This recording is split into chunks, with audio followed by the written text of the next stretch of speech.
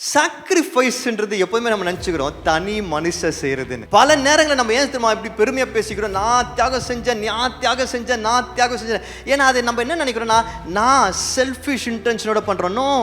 Sacrifice எப்போதும் தனி மனிதனாக நடக்கிறது கிடையவே கிடையாது. சாக்ரிஃபைஸ் கர்த்தருடைய பிள்ளைகள் சேர்ந்து செய்யறது தான் சாக்ரிஃபைஸ்.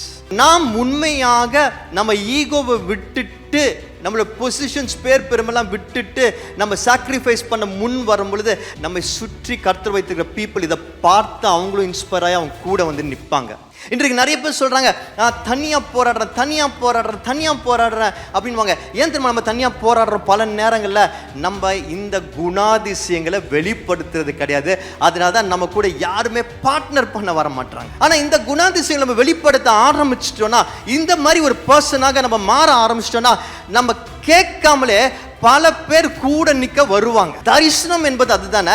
அந்த தரிசனம் கர்த்தர் கொடுக்கிறாரு. அந்த தரிசனத்தை நம்ம ஏந்தி கொண்டு இப்படிப்பட்ட ஒரு சாக்ரிஃபிஷியல் வாழ்க்கையை வாழ ஆரம்பிச்சோன்னா, அந்த தரிசனத்தை அவர்களோட தரிசனமாக ஏற்றுக்கொண்டு பல பேர் நிற்க ஆரம்பிப்பாங்க. இது ஊழியத்துக்கு மட்டும் சொல்ல, இது கம்பெனிக்கு மட்டும் சொல்ல, குடும்பத்தில் இதை பார்க்க முடியும், உங்க ஊழியத்தில் பார்க்க முடியும், வேலையில் பார்க்க முடியும். சாக்ரிஃபிஷியல் பர்சனாக நம்ம மாறும் பொழுது, மற்றவங்க நம்ம கிட்ட அந்த குணங்களை பார்க்கும் பொழுது, பல விஷயங்கள்ல தனி ஆளா நம்ம இருக்க மாட்டோம்.